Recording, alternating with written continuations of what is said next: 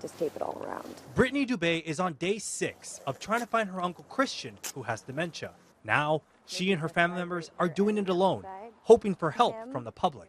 If you see him, can you call 911? After an exhaustive search focused around Bacol's Mount Doug and the nearby water, search crews are standing down efforts to find the 64-year-old. Dozens of search and rescue members and police have spent days canvassing the area after receiving a tip that Chris was seen walking nearby. A ground search involving people and canine assets. Resources were called in from Nanaimo, including some who searched nearby Cordova Bay. They have decided to stand down their search for the time being, knowing that if we do receive more credible sightings, that they could be reactivated. Even with authorities standing down, Dube isn't giving up. She and other family members are continuing their efforts today, this time at the Gorge, putting up every flyer. Do you guys have cameras at home? And stopping every person on the way. He's familiar with the Gorge. At this point, we don't know how cognitively alert he is.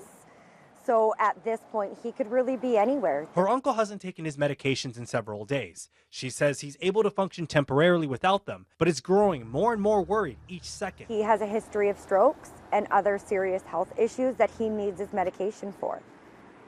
Not necessarily his dementia medication, because he's on very little of that, but he needs his medication to keep him alive. How he managed to get out of his care home is still foremost on her mind. The biggest emotion right now is I'm angry. Rodney Care says it can't comment on Christian's case due to privacy reasons, but says it's working with authorities. While tips are still coming in, police are urging people not to wait. There have been some instances of calls coming in with a delay, which makes things more challenging. In one instance, a tip came in 4 hours after the initial sighting. They're urging the public to call them immediately if they see Dube. We're still searching. Family members are going to canvass other areas he may frequent and are calling on volunteers to help.